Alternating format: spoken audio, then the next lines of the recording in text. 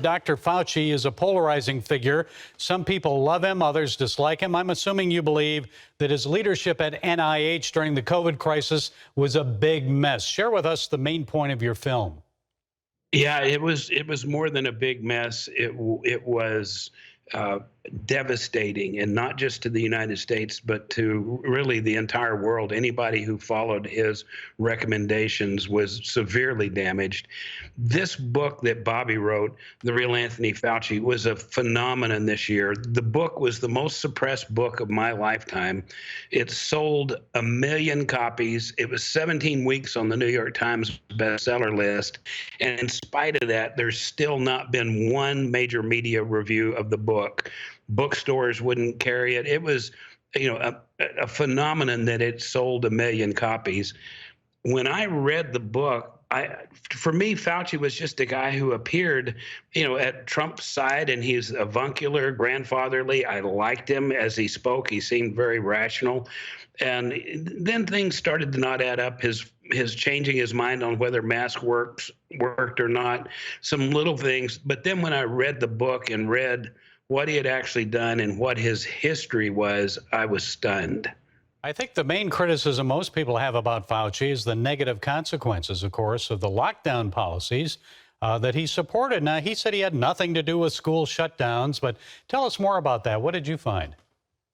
Yeah, so the story starts in 1984 when he took over the infectious and allergy department of the NIH. And it was a small department, and he was a bureaucrat. But then the AIDS epidemic hit, and he jockeyed to get AIDS assigned to his department. And in his career, he has distributed $930 billion. So you can imagine the power base that he built, and the people that disagreed with him, their careers were ruined.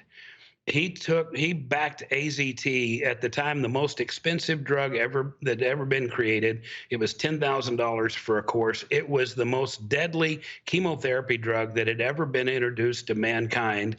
He had no interest in off-label drugs that doctors were telling him were working. Instead, put it all in AZT. The results have been devastating. You roll that forward with COVID, he did the same thing again, where he had no interest in what doctors were telling him about ivermectin and hydroxychloroquine, that they were working with patients.